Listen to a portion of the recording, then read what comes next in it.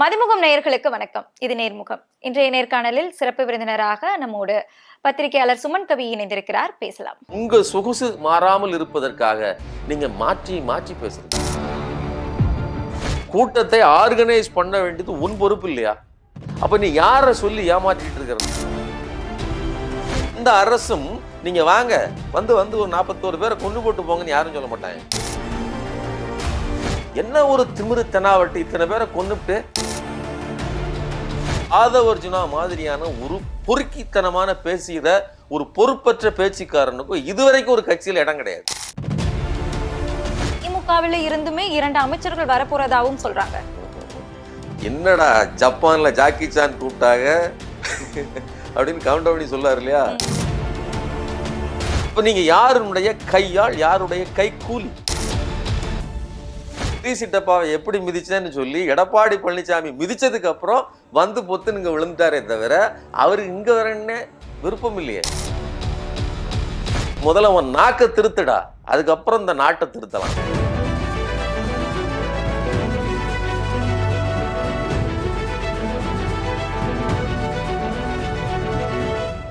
டயா booster சுகரை control பண்ணும், உங்க ஆரோக்கியத்தை மீட்டு தரும். சர்க்கரையை கட்டுப்படுத்துறதுக்கான எளிமையான வழிமுறை, இயற்கையான வழிமுறை. அனைத்து மருந்து கடைகளிலும் கிடைக்கும். வணக்கம் சார். வணக்கம். எப்படி இருக்கீங்க? நல்லா இருக்கு. நேர்முகம் நிகழ்ச்சியில சந்தித்ததுல ரொம்ப மகிழ்ச்சி சார். கரூர் சம்பவம், அந்த கூட்ட நெரிசல்ல நடந்த அந்த உயிரிழப்பு, அது இன்னுமே அதனுடைய தாக்கம் குறையல அப்படின்னே சொல்லலாம். அந்த வழக்கை சிபிஐ விசாரிக்கணும் அப்படின்னு சொல்லிக்கிட்டு தாவேகா சார்பில் இருந்து மனு கொடுக்கப்பட்டது. அந்த வழக்கு தமிழ்நாடு அரசு கிட்ட இருந்து சிபிஐக்கு மாற்றப்பட்டது. இப்போ அந்த சிபிஐ வழக்கை ரத்து செய்யணும் அப்படின்னு சொல்லிக்கிட்டு தமிழ்நாடு அரசு சார்பில் இருந்து பிரதான பத்திரம் தாக்கல் செஞ்சிருக்காங்க. இதனுடைய நோக்கம் என்னவா இருக்கும்னு நினைக்கிறீங்க? அதாவது தமிழ்நாட்டை பொறுத்தவரையிலும் எந்த ஒரு கேஸாக இருந்தாலும் தமிழ்நாடுன்னு கிடையாது, இந்த அரசு இவர்கள் திமுக ஆட்சி அப்படிங்கிறது இல்லை. ஒரு குற்றம் நடக்கு அப்படின்னு சொன்னால், ஒரு பிரச்சனை நடக்கு அப்படின்னா அது தமிழ்நாடினுடைய இந்த போலீஸ், அதனுடைய அமைப்பு, அது இன்வெஸ்டிகேட் பண்ணுறது அப்படிங்கிறதா சரி. ஒரு முடியாத கட்சிக்கு ஒரு பெரிய சிக்கல் அதுக்கு மீறி போகுது அப்படின்னா தான் நீங்கள் அதை அங்கே கொண்டு போகணும், எங்கள் சிபிஐக்கு மாற்றணும். இதுதான் பொதுவான இது இப்படி இல்லை அப்படின்னு சொன்னால் ஒரு மாநில சுயாட்சி அப்படின்னு பேசுகிறோம். மாநிலத்துக்குன்னு இருக்கக்கூடிய உரிமைகளை கொண்டு போய் நீங்கள் அங்கே அடகு வச்சதா பொருளாயிரும். சரி, அப்போ எதுக்காக இந்த திருப்புவனம் இளைஞர் அஜித்குமார் பிரச்சனையானப்போ அவருக்கு கொல்லப்பட்டப்போ ஏன் அதை சிபிஐக்கு உடனடியாக தமிழ்நாடு அரசு மாற்றியது அப்படிங்கிற கேள்வி கேட்டிங்கன்னா, அது தமிழ்நாடு அரசின் காவல்துறை மீது அந்த குற்றச்சாட்டு இருந்துச்சு.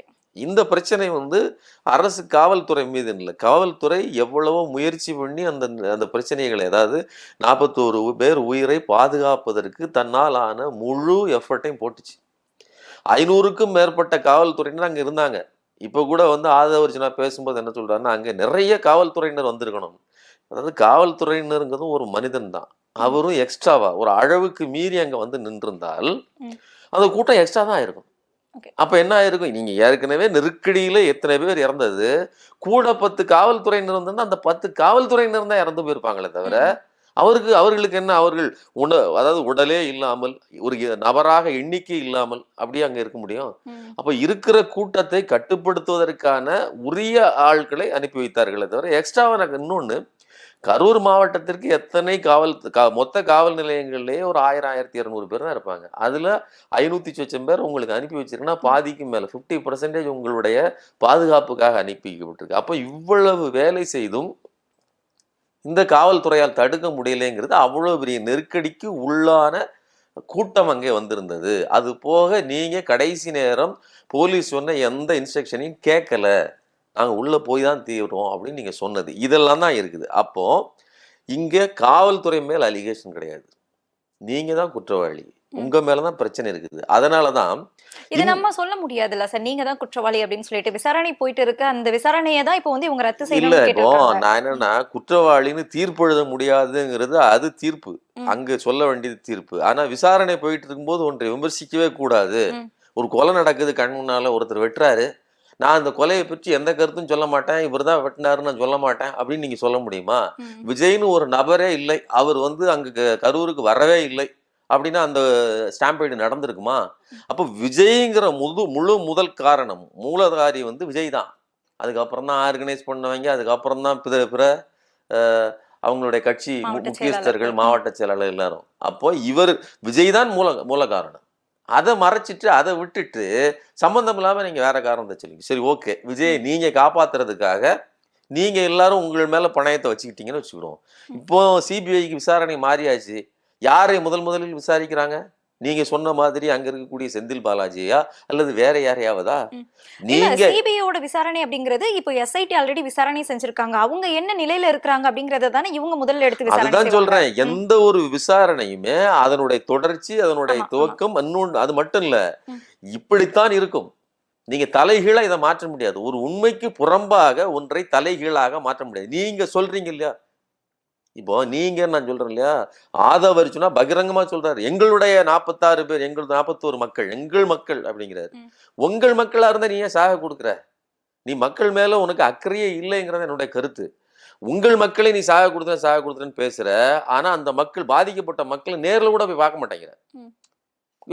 இங்க கொண்டாந்து எங்க மாமல்லபுரம். மகாபலிபுரத்துக்கு கூட்டிட்டு வந்து உங்களுக்கு நேர் ரோடு போயிட்டு வரது. அப்போ உங்க சொகுசு மாறாமல் இருப்பதற்காக நீங்க மாற்றி மாற்றி பேசுறீங்க. ஒன்று, அனுமதி கொடுத்தால் நீங்க தானே அனுமதி கொடுத்தீங்க, அப்ப நீங்க தான் காரணங்கிறீங்க. அனுமதி கொடுக்கலன்னா எங்களை பார்த்து பயந்து விட்டீர்களா?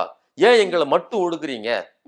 இந்த குற்றச்சாட்டையும் அவங்க தொடர்ந்து வச்சுட்டு வராங்க. இப்ப புதிதா வந்திருக்க ஒரு கட்சிக்கு வந்து ஆதரவு தரலனா கூட பரவாயில்ல, ஆனா தொடர்ந்து முடக்கிட்டே இருக்கிறாங்க அப்படிங்கிற குற்றச்சாட்டும் வச்சுட்டு தான் இருக்காங்க. அதாவது மத்த கட்சிக்கு வருகிற கூட்டத்தை மாதிரி ஒரு ஆர்கனைஸ்டு கூட்டமா இல்லை. இதை யார் சொல்றா? நம்மளா சொல்றோம். ஆதவர்ஜுனா தன்னுடைய பேட்டியிலே சொல்றாரு, மற்ற கட்சிக்கெல்லாம் காசு கொடுத்து கூட்டிட்டு வராங்க, அவங்க சத்தம் இல்லாமல் வருவார்கள், அவர்கள் பிரச்சனை இல்லாத வருவாங்க. எங்க கட்சியை பொறுத்தவரை அவர்கள் எந்தூசியஸ்டிக்கா, ரொம்ப ஓவர் எந்தூசியஸ்டிக்கா இருக்கிறாங்க. அவங்க ஒரு உணர்வு எழுச்சியில தான் இருப்பாங்க. நாங்க எதுவும் காசு கொடுத்து கூட்டு வரலங்கிறாரு. அவங்க உணர்வு எழுச்சியில இருக்காங்க, அது நீங்களே ஒத்துக்கிடுறீங்க. எது வரலும் உணர்வு எழுச்சியில இருக்காங்க.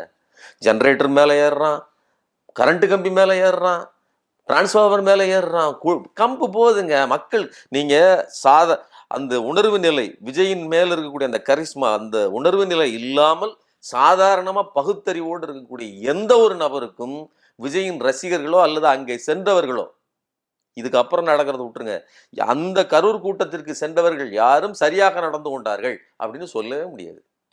இல்ல சார், இப்போ கேள்வி என்ன அப்படின்னா, சிபிஐ விசாரணை வந்து வேகம் எடுத்திருக்கு அப்படின்னே சொல்லலாம். அந்த வீடியோ சாட்சியங்கள் எல்லாத்தையுமே அவங்க வாங்கி விசாரணை செஞ்சுட்டு இருக்காங்க. இந்த நேரத்துல அந்த விசாரணையை ரத்து செய்யணும் அப்படின்னா, அப்ப தாவேகா சொல்ற மாதிரி திமுக ஏதாவது சதி செஞ்சிருக்குமோ அப்படிங்கிற ஒரு சந்தேகம் எழுது இல்லையா? இல்ல, அதுதான் சொல்றேன். அதாவது எங்ககிட்ட ஒரு விசாரணை அமைப்பு இருக்குது. அந்த விசாரணை அமைப்பு செயல்படவும் ஆரம்பிச்சிருச்சு. இன்னொன்னு, அருணா ஜெகதீசன் ஆணையம் அது வந்து ஒரு தனிபாடி தான். அது வந்து வேற ஒரு சட்டத்தின் கீழ் அதுக்கு அந்த அந்த இதை பொறுத்தவரையும் அவர்கள் சஜஷன் தான் கொடுக்க முடியுமே தவிர அவர்கள் தீர்ப்புகளை மாற்ற முடியாது. அப்ப அது எந்த விதத்திலையும் இன்வெஸ்டிகேஷனை பாதிக்காது. இது தனி ஒரு இன்வெஸ்டிகேஷனா இது போகும். ஆனா இது என்ன செய்யும்னா, உண்மையை கூடுதலாக கொண்டு வருவதற்கு உதவும். நீங்க வந்து இது தூத்துக்குடி துப்பாக்கி சூட்டில் அருணா ஜெகதீசன் அவர்களுடைய ஆணையத்திலிருந்து அவர்கள் சொன்ன அந்த இதுதான் வந்து ரொம்ப முக்கியமானது. மற்றதெல்லாம் பார்த்தீங்கன்னா அதற்கு விரோதமாக இருந்துச்சு. நீங்கள் அங்கே என்ன நடந்துச்சு, போலீஸார் மேல் எந்த விதமான குற்றச்சாட்டு இருந்துச்சு, யார் யாரெல்லாம் இதுக்கு காரணம், இது எல்லாம் அவர்கள் வெளியிட்டார்கள், அதை வந்து சொன்னாங்க. ஆனால் சிபிஐ விசாரணையில் பின்னாடி அது வந்து போலீஸ் மேல உள்ள அந்த குற்றச்சாட்டுகள் நெக்லெக்ட் பண்ணப்பட்டுச்சு. அதனால சிபிஐ எல்லாத்தையும் சரியாக கொண்டு வந்துடும், சரியா செஞ்சிடும். அப்படி செய்வதாக இருந்தால் போன மாசம் கூட சிபிஐ மேல சுப்ரீம் கோர்ட் சொல்லுது, ஒரு சாதாரண போலீஸ் ஒரு சின்ன கேஸ்ல, ஒரு பெட்டி கேஸ்ல விசாரணையை கூட சரியாக செய்கிறார்கள், சிபிஐக்கு அந்த தகுதி இல்லை அப்படின்னு பேசுறாங்க. யாரு? நாம சொல்லல, சுப்ரீம் கோர்ட் நீதிபதி சொல்றாரு சிபிஐ அவ்வளவு யோக்கியதையோட தான் இருக்கிறது அப்படின்னு. இன்னொன்னு, விஜயினுடைய ஆதவ அர்ஜுனாவும் என்ன சொன்னாங்க, இந்த அஜித்குமார் கொலை வழக்குல சிபிஐக்கு மாற்றுவதே கேஸை இழுத்தடிப்பு செய்வதற்கு, மக்களை மறக்கடிப்பு செய்வதற்கு, அந்த பிரச்சனையிலிருந்து மறந்து போவதற்கு. அப்ப நான் என்ன கேட்கிறேன்னா, இந்த அருணா ஜெகதீசன் ஆணையம் எவ்வளவு ஜெனியூனா செயல்பட்டதுங்கிறதுக்கு நமக்கு ப்ரூஃப் இருக்குது. அது ஒரு கட்சி சார்பா இல்ல, அது தனியா இயங்கக்கூடிய ஒரு ஆணையம். அவருக்கு அதாவது அருணா ஜெகதீசன் அவர்களை பொறுத்தவரையிலும் எந்த மாச்சரியர்களுக்கும் உட்படாமல் உண்மை எதுவோ அதை எடுத்து சொல்லுவாங்க.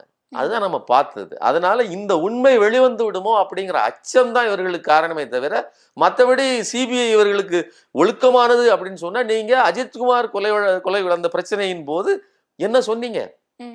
இதே ஆதவர்ஜுனா சொன்னாரு இழுத்தடிப்பு செய்வதுன்னு, விஜய் சொன்னாரு பாஜகவின் கைப்பாவையா இருக்கு. பாஜகவோட நீங்க டீலிங்ல இருக்கிறீங்க, ம்.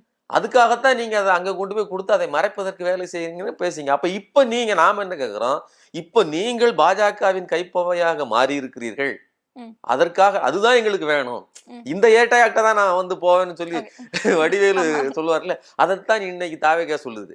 ம். அது என்ன ஸ்பெசிபிக்கா இந்த ஏட்டையா கூட தான் போவேன் அப்படின்னு சொல்றாருன்னா, அவர்கிட்ட இருந்து தப்பிச்சுக்கலாங்கிற நம்பிக்கை அவர்களுக்கு இருக்குது. அதனாலதான் நீதி வெல்லும் அப்படின்னும் mention அவன் நீதி பண்ணிருக்காங்க. வெல்லும்ங்கிறது என்னன்னா, செவுத்த பூட்டி வச்சுட்டு அந்த பக்கம் ஓடிடுறது தான் அப்படின்னு அர்த்தம். இந்த பக்கம் வீடு இருக்க மாதிரி இருக்கிறோம், விசாரணை நடக்கிற மாதிரி நடக்கும், நாம் ஓடிடலாம் அப்படிங்கிற ஒரு நம்பிக்கை இருக்கு. அப்படி இருக்க போய் தான் நான் வந்து அது என்ன வாலிபால் பாஸ்கெட் பால் விளையாடுவதை அதை பார்க்கறதுக்காக போனேன், டெல்லியில போய் அங்க லாபி பண்ணிட்டு பேசிக்கலாம் வந்தாப்புல. ம். ஸோ இதெல்லாம் இந்த மாதிரியான பேச்சுக்களை எல்லாம் இதையெல்லாம் வெக்கம் இல்லாம பேசிட்டு தான் மற்ற கட்சிகளை வந்து நீங்க பி டீம் ஏ டீம்னு பேசுவாங்க. கொஞ்சம் கூட நான் என்ன சொல்றேன், ஒரு புது கட்சிங்க, நீங்க மற்றவங்க மேல என்ன அலிகேஷனாலும் வேணீங்க, உங்களுக்கு உங்க மேல மக்கள் நம்பிக்கை வைக்கணுமா இல்லையா?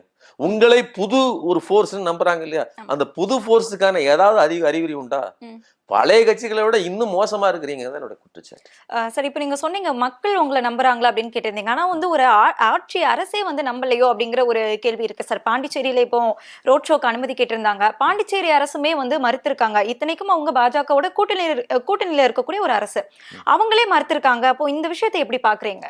இந்த விஷயத்தை எப்படி பாக்குறோம் அப்படின்னா, விஜய் வராரு அப்படின்னு சொல்ல எத்தனை சாவு உழப்போகுது அப்படின்னு சொல்லி ஒரு மரண பயத்தை, இந்த பாகுபலியில காலகேயர்கள் வந்து விட்டார்கள் அப்படின்னு சொன்ன உடனே அந்த ஊரே பயப்படும் இல்லையா, 5 கொலை நடுங்கும் இல்லையா? அதே மாதிரி நீங்க செங்கிஸ்கான் அதுதான் நடந்துச்சு. பாரசீகத்துல வந்து இவர் வர்றாருன்னு சொன்ன உடனே தன்னுடைய சொந்த மக்களே கொன்னாங்க. அதெல்லாம் நடந்துச்சு, முற்றுகையிட்டாங்கன்னு சொல்லி. அந்த அளவிற்கு ஒரு அச்சத்தை விளைவிக்கிற ஒரு எதிரி நாட்டு படையை போல விஜய் எனக்கு ரோட் ஷோவுக்கு வேணும் அப்படின்னு கேட்டா அங்க இருக்கக்கூடிய மக்களோ அல்லது ஆட்சியாளரோ கொலை நடுங்கக்கூடிய நிலைமையில தான் விஜய் இருக்கிறாரு. நீங்க 41 உயிர்கள் எங்கள் உயிருங்கிறீங்களா, இன்னொரு 41ஐயோ அல்லது 51ஐயோ அதற்கு மேலேயோ நீங்க எடுத்துடக்கூடாது அப்படிங்கிற அச்சம் யாருக்கு இருக்கு? உண்மையிலேயே ஆட்சி ஆளுகிறவர்களுக்கு இருக்கு. விஜய்க்கு இருக்கா? விஜய்க்கு இருந்திருந்தா விஜய்க்கு வருகிற கூட்டத்தில் 2வது காஞ்சிபுரத்துல கூட்டம் நடத்தினாங்க, அப்ப கூட ஒரு அம்மா பிள்ளையை தூக்கிட்டு வருது, அவர்களே எல்லாம் நீங்க வரக்கூடாது கராரா அப்படின்னு சொல்லி நிறுத்துவதற்கோ அவர்களுக்கு புத்தி சொல்வதற்கோ.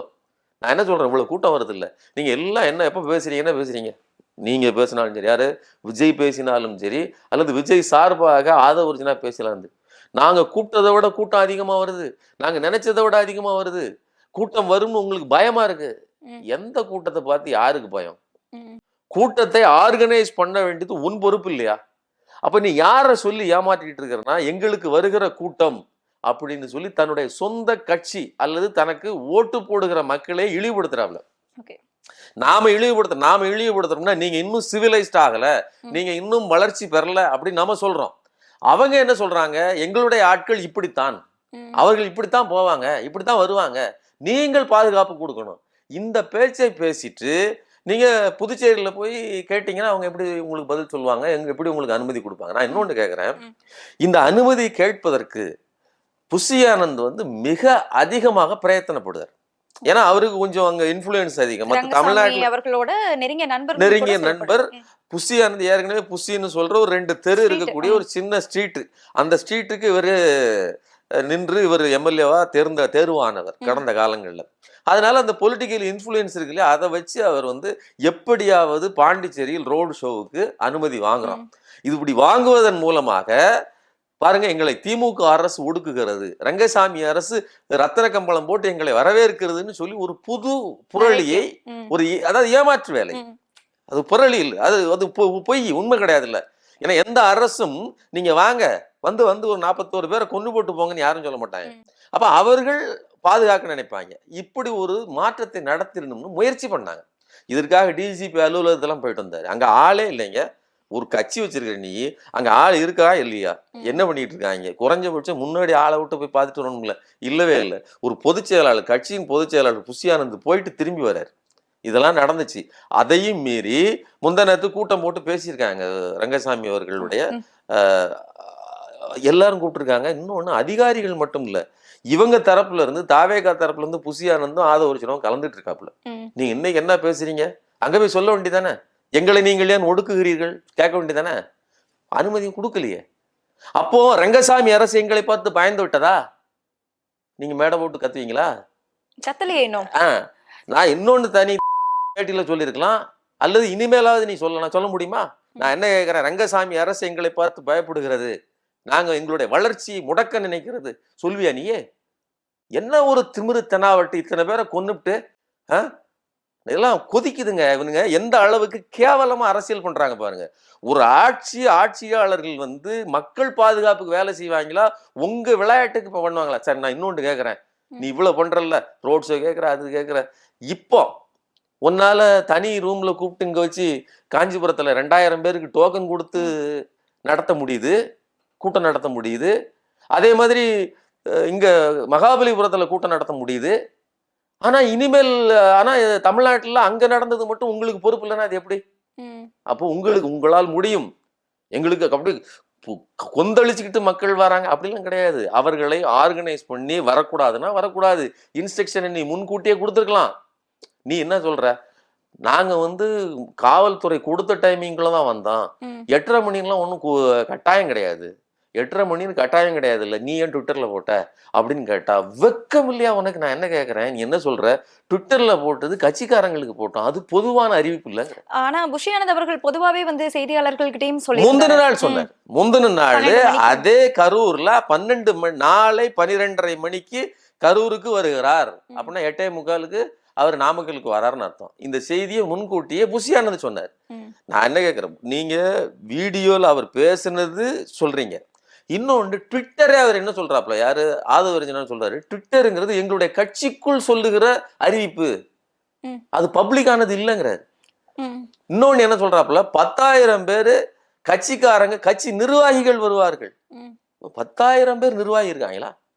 கரூருக்கு 10,000 நிர்வாகிகள் வருவார்களா? இதை மட்டுமே சொல்லி நீங்க அனுமதி கேட்பீங்களா? முதல்ல உங்க கட்சியில 10,000 நிர்வாகிகள் இருக்காங்களா? அந்த கேள்விக்கு பதில் சொல்லு. சரிங்களா? அப்ப யாரை ஏமாத்துற?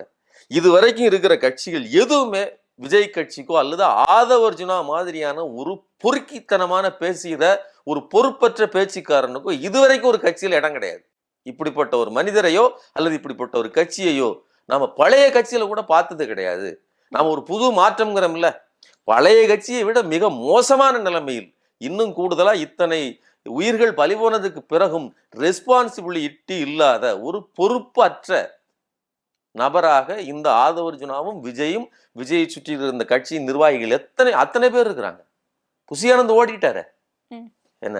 அதனால மொத்த கட்சியுமே மக்களை இந்த மாதிரி நெருக்கடிக்கு உள்ளாக்கி இருக்கிறோம், இத்தனை பேர் இறந்திருக்காங்கிற பொறுப்பு இல்லாமல் வெறுமனே சவடால் விட்டு கொண்டு நாங்க வந்து அரசியல் பண்ணி விடலாம் அப்படின்னு ஒரு கற்பனையில் இருக்கிறார்கள் அப்படிங்கிற கருத்து. கற்பனையில் இருக்கக்கூடிய அந்த கட்சியில தானே அடுத்தடுத்த அமைச்சர்கள் வந்து இணைஞ்சிட்டு இருக்காங்க. அடுத்து திமுகவில இருந்துமே 2 அமைச்சர்கள் வரப்போறதாவும் சொல்றாங்க. என்னடா ஜப்பான்ல ஜாக்கி சான் கூப்பிட்டாங்க அப்படின்னு கவுண்ட் பண்ணி சொல்லாரு இல்லையா? அந்த மாதிரி ஒரு என்னன்னா, செங்கோட்டையன் எந்த அடிப்படையில் அங்க போய் சேர்ந்தார் நமக்கே தெரியும். செங்கோட்டையன் பல முறை அமித்ஷா கிட்ட போய் பார்த்தாரு.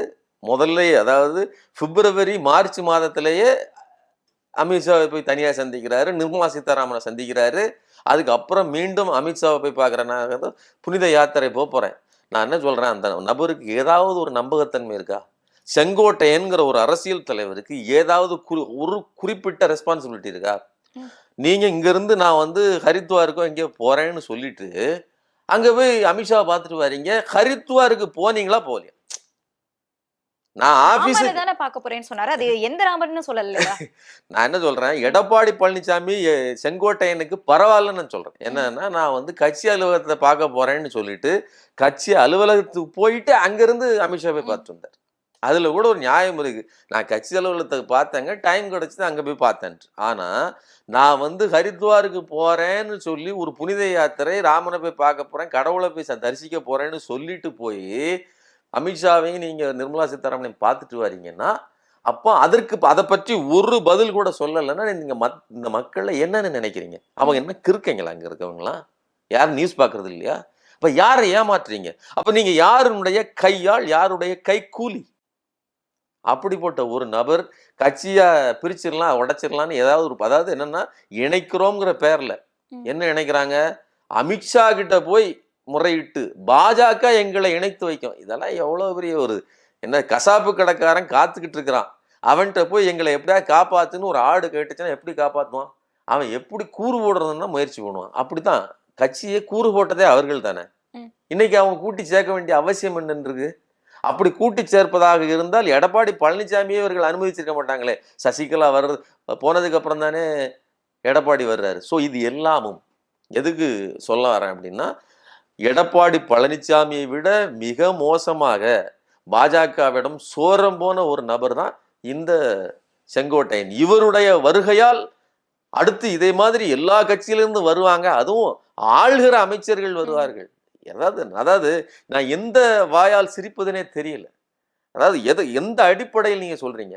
ஒரு கட்சியில தனக்கு சீட்டு கிடைக்கட்டாலோ அல்லது ஜெயிக்க வாய்ப்பில்லை அப்படிங்கிற நிலைமை இருந்தாலோ அந்த கட்சியிலிருந்து மாறுவாங்க. ஒருவேளை ஏற்கனவே ஜெயிச்சு வந்திருந்த, இப்போ நீங்க மனோஜ் பாண்டியன் அவர் வராரு அப்படின்னு சொன்னா அந்த கட்சியில் மீண்டும் நின்னா ஜெயிக்க வாய்ப்பு இல்லை. அந்த கட்சி மக்களுக்கு விரோதமா இருக்குது, பல காரணங்கள் இருக்கலாம். ஆனா அமைச்சரா ஒரு கட்சியில ஜெயிச்சு இப்போதும் அமைச்சரா இருந்துகிட்டு இருக்கிற ஒருத்தர் ஏன் வரப்போறாரு? அப்படி வருவதாக இருந்தால் இதே அசோக் வர்ஷினியே கேட்கறாங்க. நீங்க தான் சொன்னீங்க அவங்க வருவாங்க, இவங்க இன்னைக்கு வரல, டிசம்பர் வரல, யாரும் வரல. செங்கோட்டையனே அதாவது கிரீசி டப்பாவை எப்படி மிதிச்சேன்னு சொல்லி எடப்பாடி பழனிசாமி மிதிச்சதுக்கு அப்புறம் பொத்துன்னு இங்க விழுந்துட்டாரே தவிர அவருக்கு இங்க வரன்னு விருப்பம் இல்லையே. இல்ல சார், இப்போ அவர் பொத்துன்னு விழுந்தாலும் எடப்பாடி மேல இருக்கக்கூடிய அந்த ஒரு கோபத்துல அங்க நடக்கக்கூடிய அந்த உட்கட்சி பூசல்ல வந்தாலுமே ஆளும் கட்சியா திமுக இருந்துட்டு இருக்கும்போது அதை தவிர்த்து தாவேக்காவில இணைஞ்சிருக்காருல்ல. அப்போ அந்த இடத்துல ஒரு இதை நான் தனிப்பட்ட முறையில் சொல்றேன், அவருக்கு தனிப்பட்ட விருப்பம் எல்லாம் கிடையாது. அவரு திமுகவுக்கு முயற்சி பண்ணி பார்த்தார், அதற்கான பேச்சுவார்த்தையும் நடந்துச்சுன்னா திமுக அவரை ஒன்றும் வாங்கன்னு உள்ள கூப்பிடல. இன்னும் எக்ஸாக்டா சொல்றதா இருந்தா அங்க ஒருத்தர் மிதிச்சு தள்ளினாரு கிரீசி டப்பாவை, அந்த கிரீசி டப்பாவை மறுபடியும் மிதிச்சு தள்ளிச்சு திமுக. ஏன்னா அவர்களுக்கு வாங்கி உள்ள வச்சுக்கிட்டா என்ன பிரச்சனை வரும்? இதே விஜய் பாஜகவிலிருந்து வந்த ஒரு கைக்கூலியை தூக்கி உள்ள வச்சுக்கிட்டே நீ பாஜகவின் கைக்கூலி, நீ பாஜகவின் பி டீம்னு சொல்லுவதற்கு தயங்க மாட்டார். எங்களை பார்த்து சொன்னியே, நீதான் உண்மையிலே பாஜக பல அமைச்சர்கள் இதுக்கு முன்னாடி வந்திருக்காங்க. எல்லாரும் இப்படிப்பட்ட ட்ராக் ரெக்கார்டு உள்ளவங்களா?